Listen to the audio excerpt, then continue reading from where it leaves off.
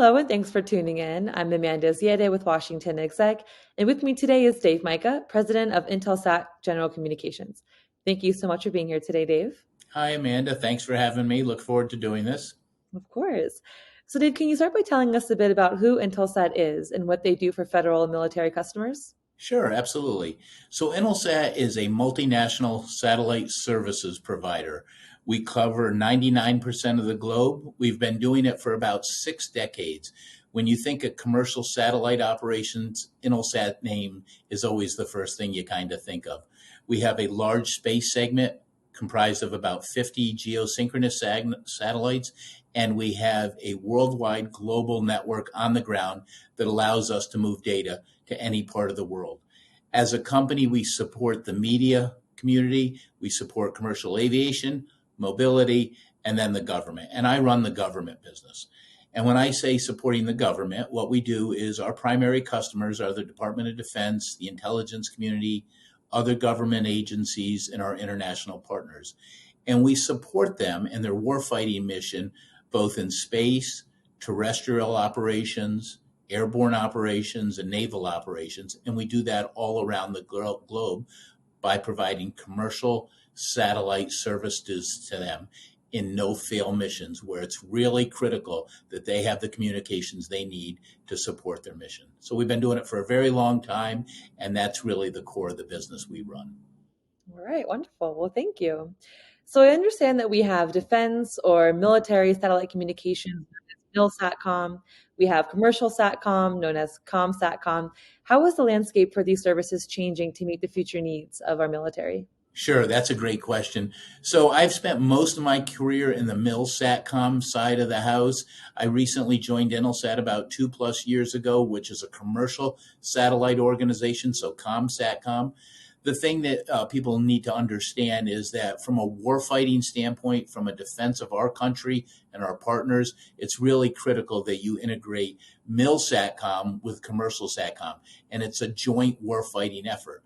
So what the government depends on us for is, in military satellites, those satellites have very specific missions, whether they're sensors or communication relays. Intelsat's job, and people like us, is to provide commercial SATCOM where we can connect anybody, anywhere that's in that warfighting domain.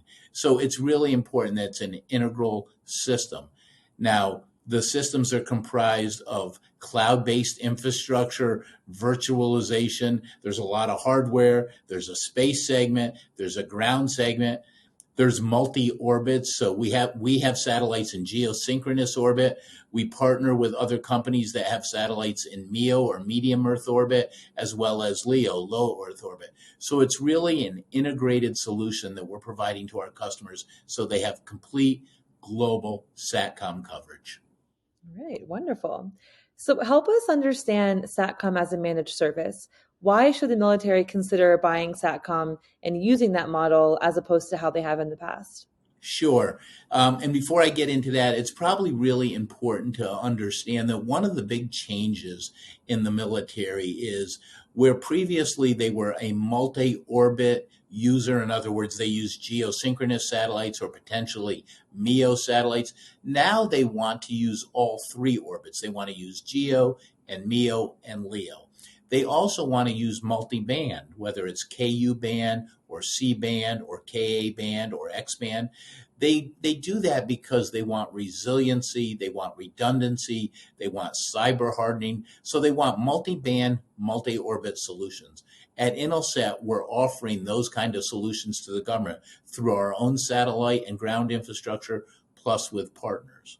Now, you asked about managed services and why is the government going to a more managed services model?